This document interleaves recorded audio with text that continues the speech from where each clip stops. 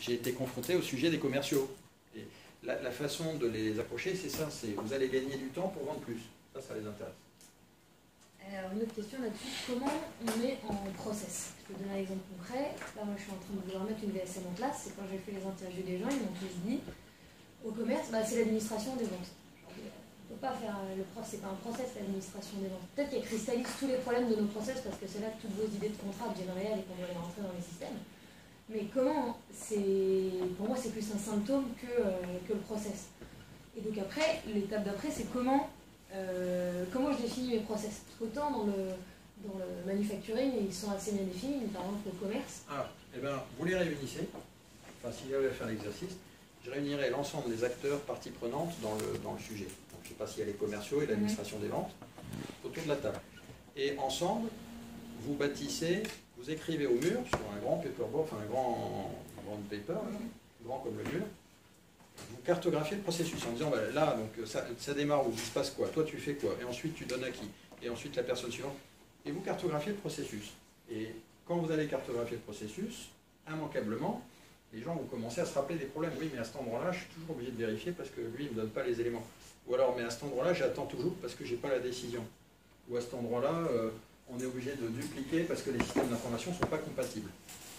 Vous allez lister les plans d'action, puis vous allez réfléchir avec eux sur quel est le bon enchaînement des opérations. Si le mot processus les rend allergiques, c'est quel est le bon enchaînement des opérations pour que tout le monde soit plus content et que ça aille mieux. Comment faire mieux d'un point de vue délai, et puis après, c'est eux qui vont bâtir la cible. Alors, donc des résultats identiques, je passe très vite. La même chose sur processus de helpdesk, donc processus de hotline informatique. Alors, la petite particularité, je crois que c'était vous tout à l'heure qui parliez de tactile, c'est que dans un processus de helpdesk informatique, il y a du volume, il y a un nombre de tickets, ou il y a un nombre de demandes clients qui rentrent par unité de temps. Et donc, on est capable de définir quel est le besoin client en termes de nombre de demandes par minute ou par heure. Alors, peut-être que ce besoin va fluctuer, auquel cas il faudra trouver une organisation, mais au moins on est capable de définir ce qu'on appelle un tactile. C'est-à-dire la quantification du besoin client en nombre d'événements par minute ou en minutes par événement, plus exactement.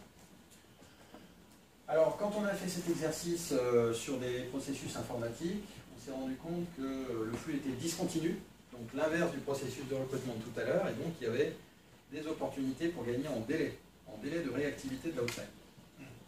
Il y avait un sujet de qualification, parce que les hotlines sont toutes organisées autour de différents niveaux de qualification.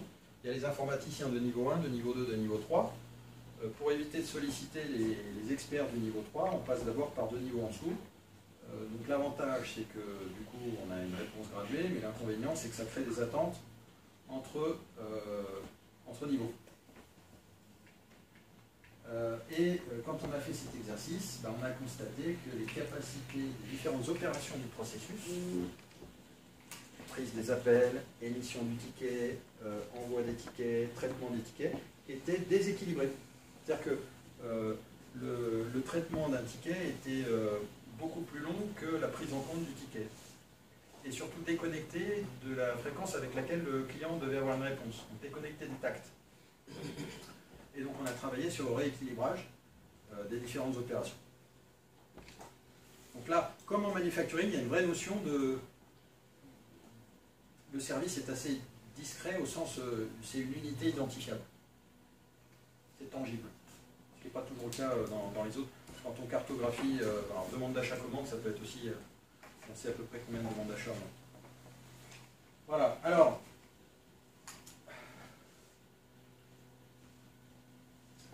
donc, pour boucler, alors, la notion de polycompétence et l'adaptation de l'effectif à la demande client. Est-ce qu'il vous est arrivé de faire la queue au guichet et aux caisses et de constater qu'il y avait des collaborateurs disponibles juste à côté qui étaient en train de regarder ceux qui travaillaient et finalement ça n'allait pas plus vite? Ça vous est arrivé ça? Ouais. Ou alors vous avez l'exemple de tout à l'heure, dans le flux des traitements des demandes helpdesk, vous avez un goulot d'étranglement, et puis,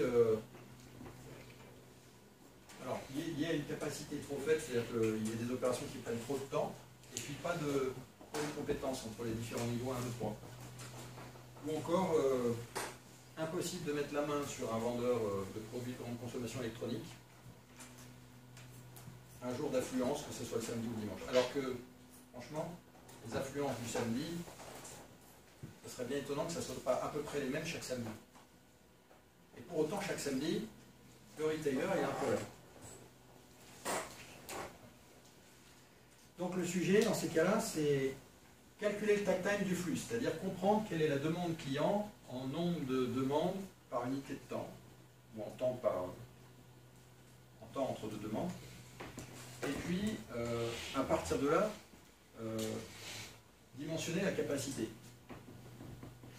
À la FNAC, pour ne pas la citer, si on sait qu'on a, je dis n'importe quoi, 56 clients électroniques informatiques par heure le samedi, pourquoi ne pas dimensionner la population de conseillers vendeurs en conséquence, pour passer le pic? Quand on a une certaine affluence aux caisses, au bout d'un moment, pourquoi ne pas avoir des effectifs polyvalents qui soient capables de prendre la caisse pour réduire le temps d'attente aux caisses? Et pour ça, il faut avoir mesuré, il faut avoir défini des seuils de réaction. Et il faut avoir la polyvalence, polycompétence nécessaire.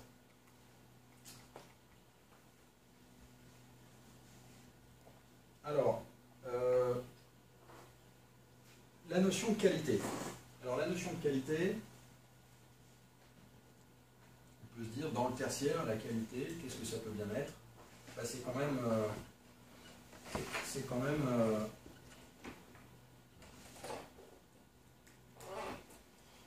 Ah, je crois que... ça a l'air de... faire un petit tour. Voilà. Donc, merci. La notion de qualité dans le tertiaire, c'est comment on maximise l'expérience client et comment on ne passe que des livrables bons à l'étape suivante. Par livrable, j'entends plan, j'entends information, j'entends fichier de calcul, j'entends le livrable que la personne effectue. On a tous des livrables dans le tertiaire. Et la question c'est, est-ce qu'on passe des livrables bons, c'est-à-dire des livrables qui satisfont notre client interne? Alors, un exemple de chez nous.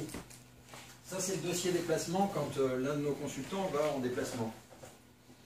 Il est arrivé qu'on arrive le soir un petit peu fatigué par sa journée, on ouvre le dossier pour voir à quel hôtel on est. Patatras, il n'y a pas d'hôtel.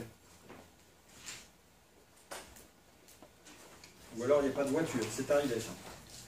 Donc à un moment, on s'est dit, mais bon sang, comment on fait pour que la personne qui gère les déplacements passe que des livrables bons à l'étape suivante? Et donc, avec elle, on s'est mis d'accord sur le fait qu'elle a un petit formulaire qu'elle remplit pour comprendre quel est le besoin client en déplacement. Et ensuite, elle va vérifier, elle va mettre SNCF OK, Avis OK, Hôtel OK. Qu'est-ce que ça veut dire? Ça veut dire qu'elle a vérifié que dans le dossier qu'elle rend, tous ses livrables sont complets, qu'il n'en manque pas. Elle a vérifié sa qualité.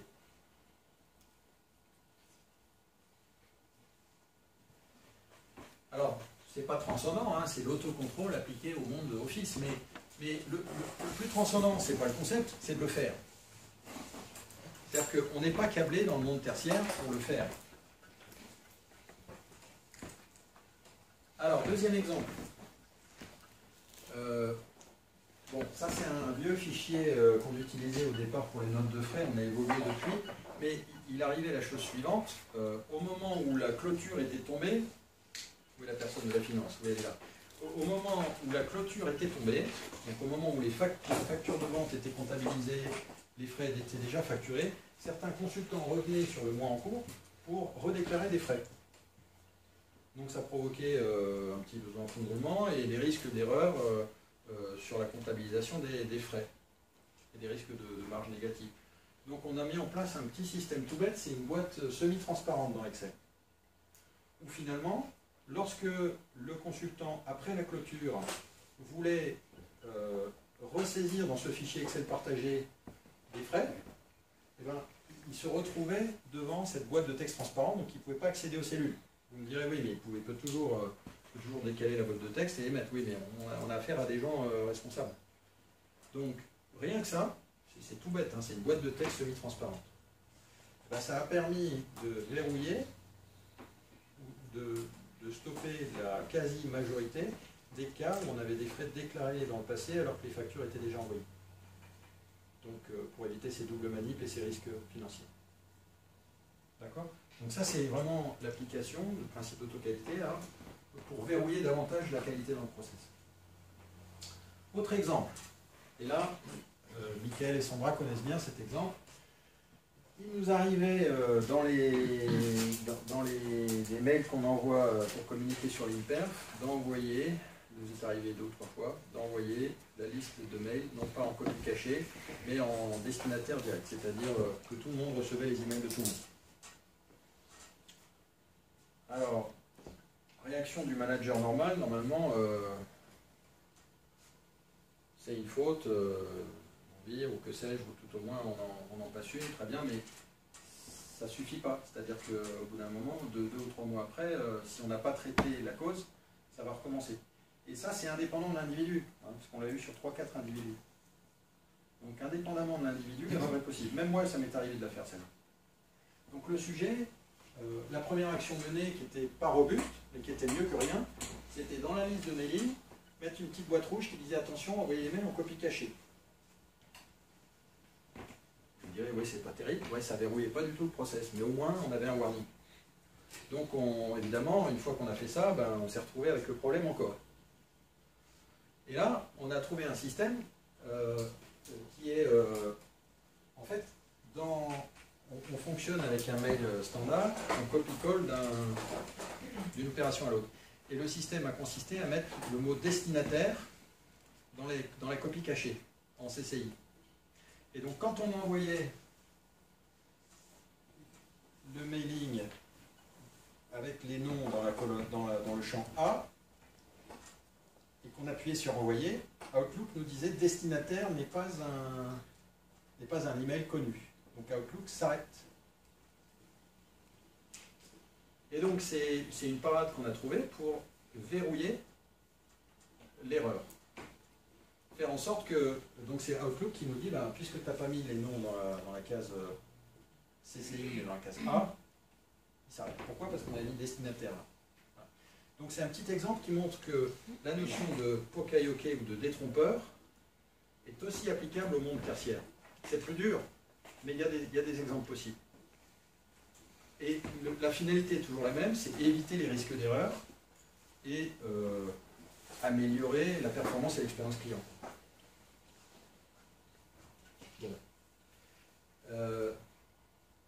Alors, le dernier item. La résolution de problèmes. Dans n'importe quelle activité, il y a tout le temps des problèmes, des gaspillages, des choses à améliorer. C'est pas évident de les voir, il faut avoir les bonnes lunettes, hein, voir l'exemple de la chaise de tout à l'heure. Mais c'est important de mettre en place une routine. La nôtre, elle est hebdomadaire, mais elle pourrait être journalière. Dans d'autres activités vraiment à fort volume, elle pourrait être journalière. De mettre en place une routine de résolution de ces petits problèmes. Alors exemple, qu'est-ce qui nous est arrivé nous? Ben, on était en fort croissance, donc de temps en temps on avait des problèmes de coupure générale d'électricité, donc on a dû changer de contrat EDF, parce qu'à chaque fois qu'il y avait coupure générale d'électricité, ça provoquait des dégâts sur le réseau. On a eu des sujets autour de l'absence de poubelle, on a eu des sujets autour de la sécurité, les gens se prenaient les pieds dans le tapis, on a eu des sujets autour de difficultés de connexion des imprimantes ou du réseau, etc. Donc tout donne lieu à un petit post-it, et puis on essaye de voir comment on peut traiter. Alors, ce qui est intéressant, c'est ça. C'est qu'on en traite 20